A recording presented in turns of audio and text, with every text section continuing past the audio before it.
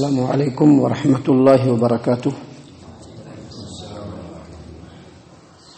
اعوذ باللہ من الشیطان الرجیم. بسم اللہ الرحمن الرحیم.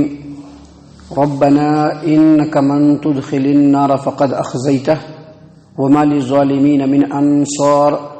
ربنا اننا سمعنا منادیا ینادی للایمان ان آمنوا بربکم فآمنا. ربنا فاغفر لنا ذنوبنا وكفر عنا سيئاتنا وتوفنا مع الأبرار. ربنا وآتنا ما وعدتنا على رسولك ولا تخزنا يوم القيامة إنك لا تخلف الميعاد. معزز سامعین اکرام، سورہ آل عمران سورہ نمبر 3 اور اسی صورت سے ابھی آپ کے سامنے آیت نمبر 192 193 194 یعنی 192 193 194 یہ 3 آیات ابھی آپ کے سامنے تلاوت کی گئی. آپ کو یاد ہوگا کہ کل کے درس میں جو آیات ہم نے آپ کے سامنے پڑھے تھے ان آیات میں اللہ تبارک و تعالیٰ نے یہ بتلایا، یہ واضح کیا کہ زمین و آسمان کی جو پیدائش ہے، آسمانوں و زمینوں کو اللہ تبارک و تعالیٰ نے جو پیدا کیا اور اس کائنات کے اندر اللہ تبارک و تعالیٰ نے جن جن چیزوں کو پیدا فرمایا ہے وہ تمام چیزیں انسانوں کی خدمت کے اوپر معمور ہیں.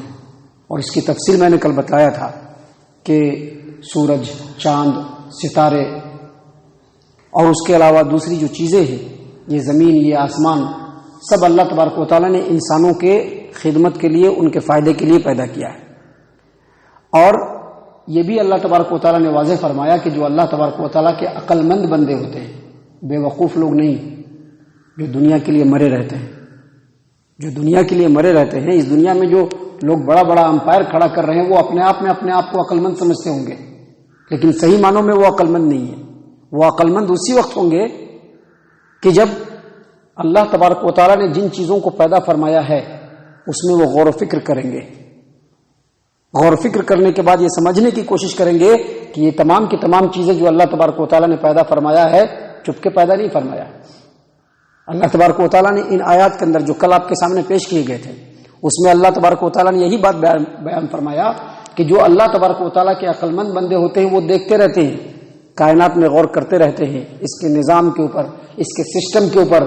رات جب آئی تو دن نہیں ہے، دن جب آیا تو رات نہیں ہے.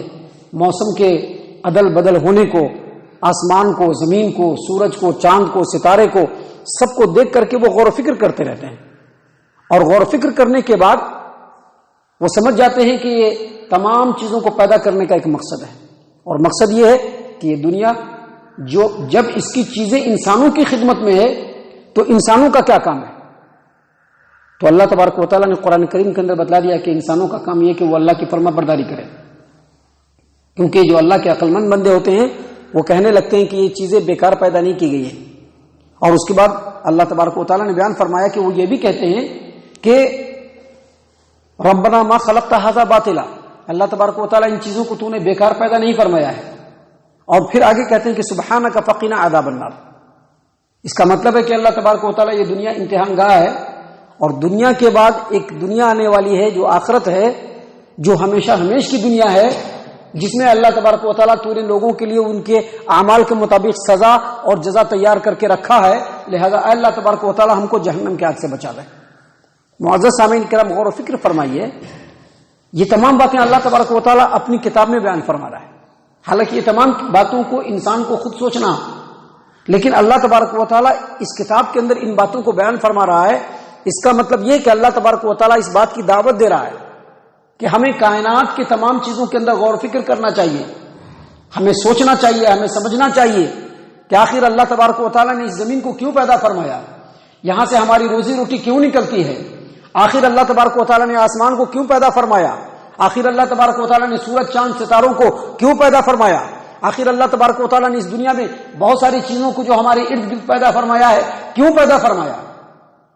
اگر غور و فکر کرے گا تو اللہ تبارک و تعالیٰ نے بیان فرمایا کہ پتہ چل جائے گا کہ دنیا امتحان گاہ ہے، یہ عارضی اور ٹیمپورری جگہ ہے. آخرت ہمیشہ ہمیشہ کی جگہ ہے جہاں پر انسان کو پہنچنا ہے اپنے اعمال کے حساب سے ان کو وہاں پر بدلہ ملے گا. اسی لیے اللہ تبارک و تعالیٰ نے فرمایا کہ جو عقل مند لوگ ہوتے ہیں وہ یہ کہہ اٹھتے ہیں ما خلقت ھذا باطلا، اللہ تبارک و تعالیٰ اس پورے کائنات کو تو نے بیکار اور عبث پیدا نہیں فرمایا ہے، لہذا اللہ تبارک و تعالیٰ آخرت میں ہمیں جہنم کے آگ سے بچا لے. اتنا بیان فرمانے کے بعد اللہ تبارک و تعالیٰ نے آگے فرمایا کہ اتنے ہی پر چپ نہیں رہتے ہیں عقل مند لوگ، بلکہ وہ مزید آگے اللہ سے دعا کرتے ہیں. اللہ سے کیا دعا کرتے ہیں؟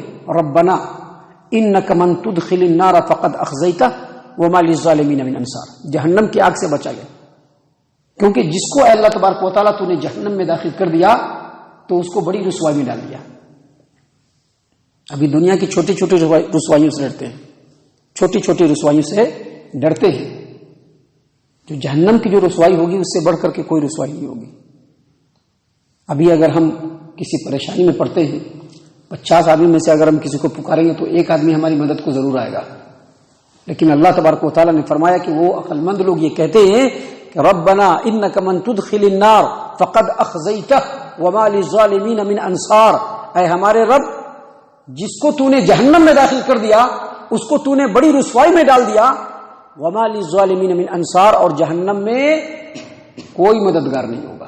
ابھی ہم بلائیں گے تو ہمارے عبد الغنی بھائی آ جائیں گے، محسن بھائی آ جائیں گے، شبیر بھائی آ جائیں گے اگر بلائیں گے تو، لیکن جہنم میں جانے کے بعد کوئی مددگار نہیں ہوگا، کوئی ساتھ دینے والا نہیں ہوگا، کوئی سپورٹ کرنے والا نہیں ہوگا. نہ کوئی باپ ہوگا، نہ کوئی ماں ہوگی، نہ کوئی بھائی ہوگا، نہ کوئی بہن ہوں گے، نہ کوئی خاندان کے لوگ ہوں گے، نہ کوئی علاقے کے لوگ ہوں گے، کوئی مددگار نہیں ہوگا. محترم سامعین کرام، آگے مزید اللہ تبارک و تعالیٰ نے بیان فرمایا کہ جو عقل مند لوگ ہوتے ہیں وہ اللہ تبارک و تعالیٰ سے دعا کرتے ہیں. کیا دعا کرتے ہیں؟ ربنا اننا سمعنا منادیا ینادی للایمان ان آمنوا بربکم فآمنا، اے ہمارے رب ہم نے ایک پکارنے والے کی پکار کو سنا جو پکارتا تھا کس کی طرف؟ لوگوں کو ایمان کی طرف بلاتا تھا، لوگوں کو ایمان کی دعوت دیتا تھا کہ ان آمنو، ایمان لے آؤ، فآمنا، تو اللہ تبارک و تعالیٰ ہم ایمان لے آئے، ہم ایمان لے آئے. اور آگے کہتے ہیں وہ لوگ ربنا فاغفر لنا ذنوبنا وکفر عنا سیئاتنا وتوفنا مع الابرار، اے ہمارے رب ہمارے گناہوں کو بخش دیجئے، ہمارے گناہوں کو ہم سے دور کر دیجئے اور نیکوکار لوگوں کے ساتھ ہماری موت اے اللہ تبارک و تعالیٰ ہو، ہمیں موت دیجئے تو نیک لوگوں کے ساتھ موت دیجئے. یہ دعائیں ہیں جو اللہ تبارک و تعالیٰ نے سکھلائی ہیں، لیکن ان آیات کے اندر بڑی گہرائی ہے. ان آیات کے ذریعے سے اللہ تبارک و تعالیٰ نے یہ بتلایا ہے کہ جہاں اس کائنات کے اندر بہت ساری چیزیں ہیں جس پر غور و فکر کر کے عقل لگا کر کے انسان اللہ تبارک و تعالیٰ کی حقیقت کو اور اپنی حقیقت کو سمجھ سکتا ہے، لیکن اللہ تبارک و تعالیٰ کا یہ لطف و کرم ہے، اللہ تبارک و تعالیٰ کی مہربانی ہے کہ لوگوں کو ان کے عقل کے حوالے نہیں کیا، بلکہ لوگوں کے رہنمائی کے لیے اللہ تبارک و تعالیٰ نے نبیوں کو بھیجا. کیا کہا اس میں کہ ایک آدمی، ایک عقل والا، ایک عقل مند کیا کہتا ہے؟ ربنا اننا سمعنا منادیا ینادی للایمان، ایک پکارنے والے کی پکار کو سنا. آپ نے سنا نا پکارنے والے کی پکار کو؟ نبی صلی اللہ علیہ وسلم نے پکارا. آج جو ہم بول رہے ہیں وہی پکار ہے جو ہم آپ کے سامنے بول رہے ہیں، وہ نبی کی ہی پکار ہے جو آج ہم آپ کے سامنے بول رہے ہیں. اور اس طرح کے بے شمار انکاؤنٹیبل علماء کرام اس روئے زمین پر موجود ہیں جو اس نبی کی پکار کو آج بھی لوگوں میں عام کر رہے ہیں. کہا کہ عقل مند لوگ کہتے ہیں کہ ربنا، اے ہمارے رب، اننا سمعنا منادیا ینادی للایمان ان آمنو، ہم نے ایک پکارنے والے کی پکار کو سنا جو ایمان کی طرف پکارتا تھا، بلاتا تھا، ایمان کی دعوت دیتا تھا، کہتا تھا کہ ایمان لے آؤ. یہ اللہ کی بڑی مہربانی ہے کہ عقل کے حوالے نہیں کیا، کتابوں کو بھیجا، نبیوں کو بھیجا، انسانوں کو ان کی اصل حقیقت سے آگاہ کیا، بتلایا کہ انسان تم اشرف المخلوقات ہو، کوئی دنیا میں تمہارا کچھ بھی بگاڑ نہیں سکتا ہے، تمہارے نفع اور نقصان کا مالک صرف وہی خالق ہے جو ہر طرح کا اختیار رکھتا ہے. ساتھ ہی ساتھ رسولوں کے ذریعے سے یہ بھی اللہ تبارک و تعالیٰ نے بتلایا، کتابوں کے ذریعے سے انسانوں کو اس بات سے بھی آگاہ فرمایا کہ لوگوں صرف ایک اللہ ہی کی عبادت کے لائق ہے، دوسرا کوئی عبادت کے لائق نہیں. ان آمنو، ایمان لے آؤ. کیا مطلب؟ ایک اللہ ہی عبادت کے لائق ہے، دوسرا کوئی بھی عبادت کے لائق نہیں ہے. کیا کہا؟ ان آمنوا بربکم، اپنے رب پر ایمان لاؤ. فآمنا، تو ہم لوگ ایمان لے آئے.